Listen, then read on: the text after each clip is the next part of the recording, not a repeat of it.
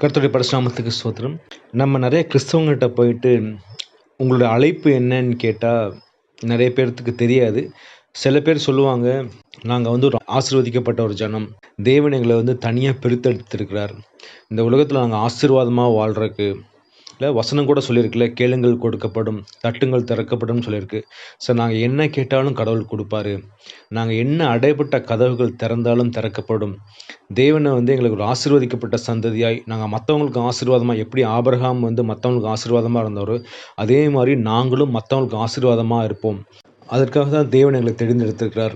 அதே மாரி வந்து எங்களை வந்து ஒரு நல்ல ஒரு ஆசீர்வதிக்கப்பட்ட உலகத்தின் ஆசீர்வாதங்கள் அனைத்தும் கொடுத்து எங்களை வந்து வர்த்திக்க பண்றதுக்காக தான் எங்கள வந்து கடவுள் தெரிந்தெடுத்திருக்கிறார்.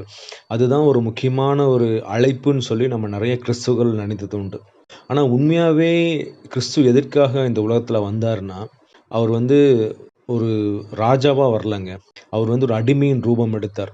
அதாவது இந்த உலகத்தை படைத்த சர்வ வல்லமையுள்ள தேவன், அடிமையின் ரூபம் எடுத்து நம்முடைய பாவங்கள் எல்லாம் சுமந்து தீர்த்தார். எதற்காகன்னா, நம்ம பாவத்த நீக்கறக்காக தான் என்ன பண்ணாரு, அவர் வந்து அந்த அடிமையின் ரூபம் எடுத்தார். நம்ம இன்னைக்கு வந்து அந்த பாவத்தை விட்டுட்டு, இயேசு கிறிஸ்துவுக்கு பின்னாடி நம்ம வந்ததுக்கப்புறமும், நம்ம இந்த உலகத்தின் ஆசீர்வாதங்களை தேடிக்கொண்டிருந்தோம்னா, நம்மளைப் போல பரிதபிக்கப்படுகிறவர் யாருமே இல்லங்க. நம்ம என்ன தேடணும்னா, ஒவ்வொரு நாளும் நம்ம இயேசு கிறிஸ்துவைப் போல மாறணும். அவருடைய நல்ல சீஷராய் நம்ம மாறணும். அதுதான் நம்ம குறிக்கோளா இருக்கணும்.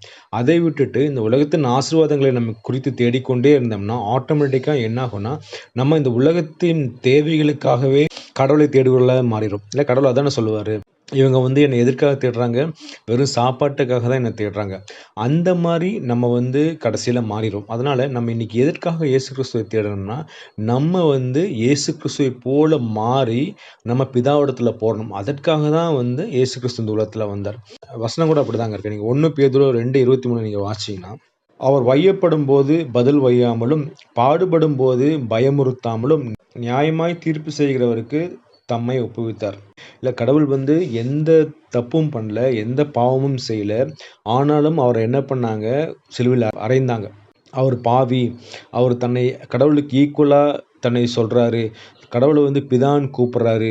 இல்ல பழைய நியமங்கள எதையுமே அவர் கைக்கொள்ளலன்னு சொல்லி அவர் அவர் மேல வந்து ஒரு பொய்யான புகார சொல்லி, அவர் செய்யாததெல்லாம் சொல்லி அவர் என்ன பண்றாங்க, கொடுமைப்படுத்தி சிலுவையில அறையப்படுறாங்க.